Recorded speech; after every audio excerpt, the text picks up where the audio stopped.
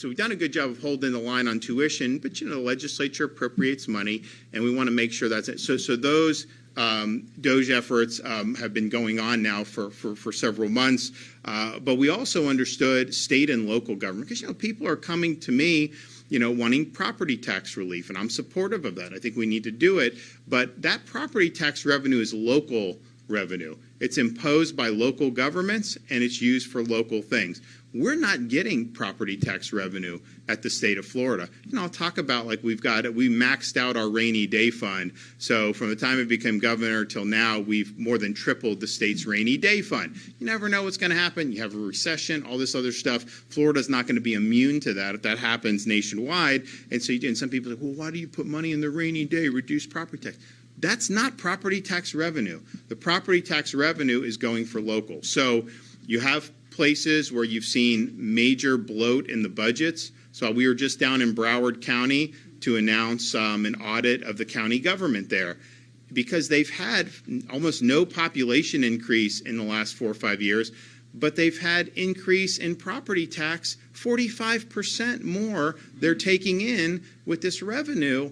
And I'm just thinking to myself, okay, well, it's not because of population growth. And so where is that money going? Where's the spending? So if you want to do property tax relief, part of what you have to do is identify the way that the areas that impose those taxes to begin with, those areas of government, how are they spending the money? So we wanted to lean in on applying these DOGE efforts to local governments. Now, I have some authority under the Constitution to request information. The CFO, and Blaise is now using this, has authority. Any entity that's receiving state funding can do audits. But we wanted to make sure that we had the ability to come in and actually do the real thorough inspections like they've done at the federal level. And so the legislature did include this year at our request authority to do the DOGing of local governments. And that's municipalities, counties, even entities within there. Like we were down there talking about the Broward Sheriff's Department. Yeah, that's grist for the mill. So that has happened. And so I'm pleased to announce that today. But before we even got that, we sent information to a lot of to all the counties and the cities saying, hey, comply with what we're trying to do with DOGE, and many of them didn't. Some did, many of them didn't. And so we're now utilizing this new authority to roll out these DOGE efforts vis-a-vis city and county governments across the state of Florida. So this morning we announced Broward County would be the first county that would do, and this will be, starting at the end of July, you'll have the DOGE teams will show up to these areas, review data systems, review the physical premises, review the personnel records of county and cities, specifically ones that have kind of come under the microscope. So this is much different than me just sending a letter saying, hey, what did you spend that on? These are going to be real auditors that are going to be on the ground doing this. And again, we have the authority now to be able to access this information. And we are going to start with some of the jurisdictions. And so part of the reason we're here today, we were in Broward this morning to announce we are going to include in the first round of DOGE audits a thorough review of the practices of the city of Gainesville here in Alachua County.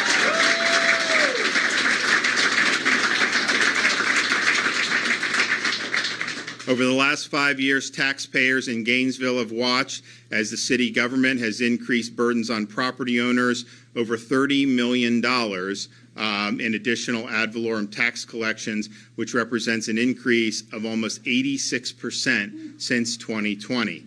This has been part of increased spending that has seen Gainesville's operating budget expand by over $90 million a year.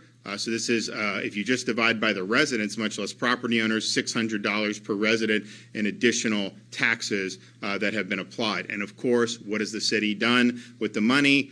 They have DEI, they have Green New Deal, they have things that, quite frankly, a lot of taxpayers don't want to pay more property taxes to be able to fund. And so the goal of this review is to identify these practices, seek justification for why you've seen the growth in the taxes. I know they just raised the tax the other day. I saw a report on that. And I'm just thinking to myself, we should be, it's one thing for the state of Florida to do what we've done, and we're proud of that.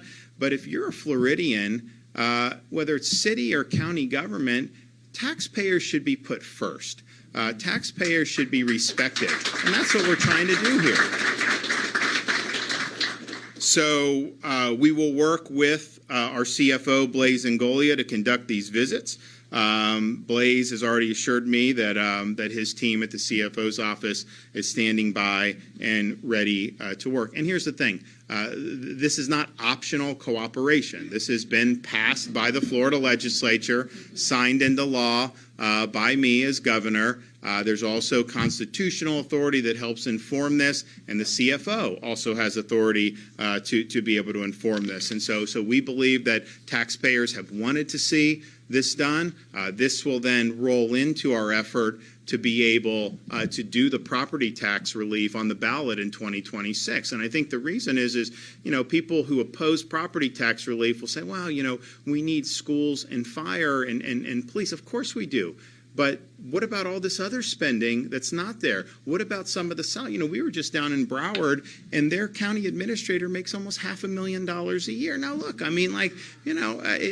is that what you want as a taxpayer? So these things need scrutiny, and because I really believe you can do the things at the local level we all agree on, education, first responders, all that, and still be able to provide meaningful property tax relief, but not if the spending is not kept in check on these other items. So you're going to see that. I think it's going to be really, really instructive. I want to thank the folks that helped work with us to get this into law. Now, there are ramifications for noncompliance, and there's a variety of tools that we'll have at our disposal. And if we need to do that, we will do that. But I'm excited. We're going to be rolling out more jurisdictions over the next 2 weeks. So expect to see other cities and other counties from various parts of the state of Florida. I mean, we're down in Broward, like you just doing, Broward, Southeast Florida. I mean, they acted like Southeast Florida,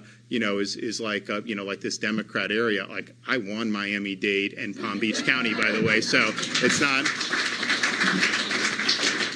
Now, Broward is a bird of a different feather, but that's okay. It is what it is. So it's not. We're really looking at where have we received a lot of interest in examining who has not been fully compliant with the requests that have been made. But you will see counties in variety parts of the state. Like you'll see different political compositions. It's going to be, I think, an interesting but meaningful diversity across the state from both the county and municipal level. And it could also be other entities that are affiliated with a specific county. We mentioned Broward Sheriff's Department. That would be something that can obviously be looked at. So I'm excited to unleash our new Chief Financial Officer, Blaise Ingoglia, on this. The thing about it is, so we had this vacancy because our past CFO got elected to Congress in the 1st District of Florida.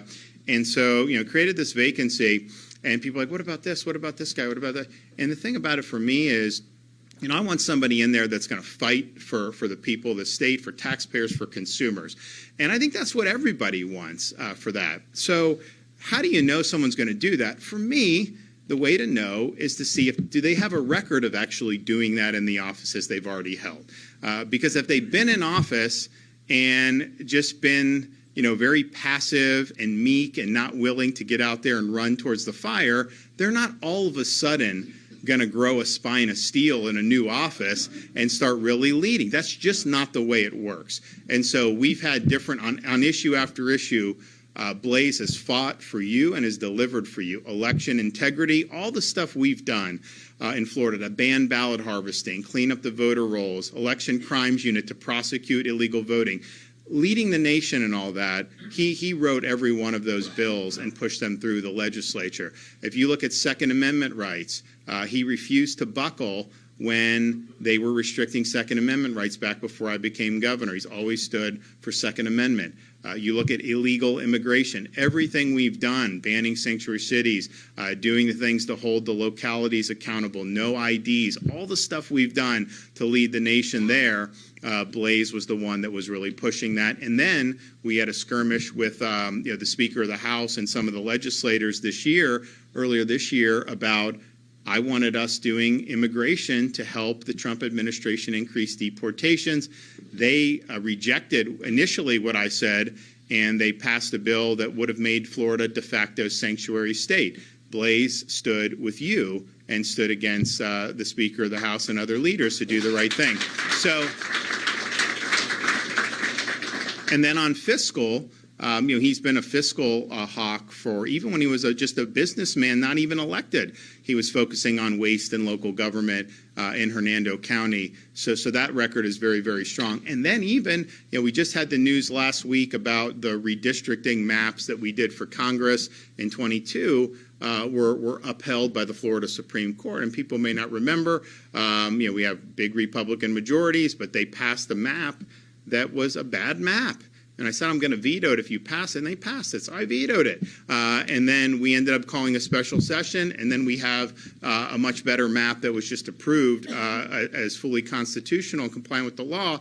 Blaise was the whole time standing for you and standing for what was right on that. So when I see that you have a record of actually doing what you said you're going to do, that is the most meaningful indicator to me. And I'm sorry, I watched these guys campaign, not only here but around the country.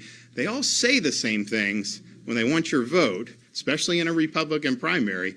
But then once it comes time to get into office, the number of them who actually deliver on what they say is honestly in Republican few and far between, unfortunately. And so when you have somebody that's not only talk the talk but walk the walk and delivered results, that's the best indicator that you're going to see meaningful leadership and action in this new office. And so I think you're going to find in short order that he's a guy that's going to fight for you. He's a guy that really, really puts the taxpayers of this state and the consumers of this state first. And that's exactly what we need as a CFO. So the floor is yours, my man.